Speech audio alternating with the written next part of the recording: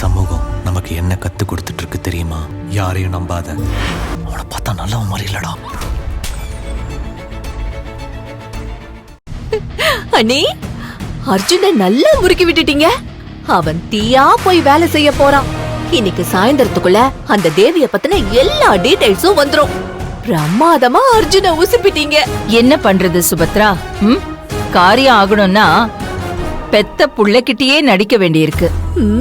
அதனால ஒரு coffee waste. போய் சூடா ஒரு காஃபி எடுத்துட்டு வா. இத எடுத்துட்டு வர நீ.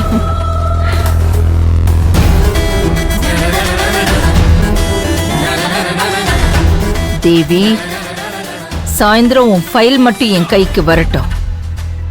பாத்துக்கிற உன்னை.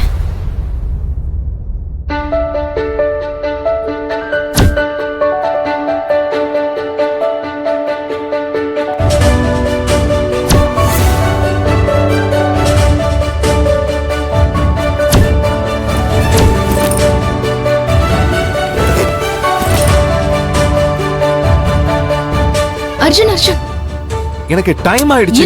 நிறைய வேலை இருக்கு. இரு, நகராம நில்லுங்க அர்ஜுன்.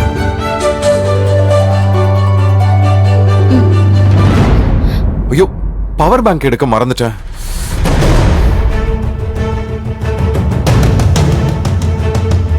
சத்யா, இந்த ட்ரெஸ்ஸிங் டேபிளை ஏன் கிளீன் பண்ண? என்கிட்ட கேட்க வேணாமா? ட்ரெஸ்ஸிங் டேபிள் ஒரே தூசியா இருந்துச்சு, அதான் தொடச்சேன். அது ஒரு தப்பா? மும்பை கிளையண்ட் கிட்ட பேசிக்கிட்டே ஒரு நம்பர் இங்க நோட் பண்ணி வச்சிருந்தேன். அதை இப்ப காணோம். அட பாவி. ஓகே, நான் வரேன். அர்ஜுன், எதுக்கு இவ்ளோ அவசரம்?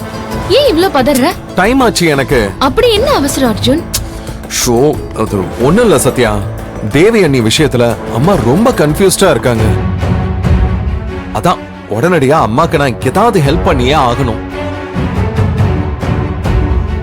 நீ என்ன ஹெல்ப் பண்ண போற? தேவி அண்ணி நம்ம ஆபீஸ்ல தானே வேலை செஞ்சாங்க. அவங்க ஜாயின் பண்ணும்போது அந்த பயோடேட்டா, மத்த ஃபேமிலி டீடைல்ஸ் எல்லாம் கொடுத்திருப்பாங்கல்ல, அது ஆபீஸ் ரெக்கார்ட்ஸ்ல இருக்குமே.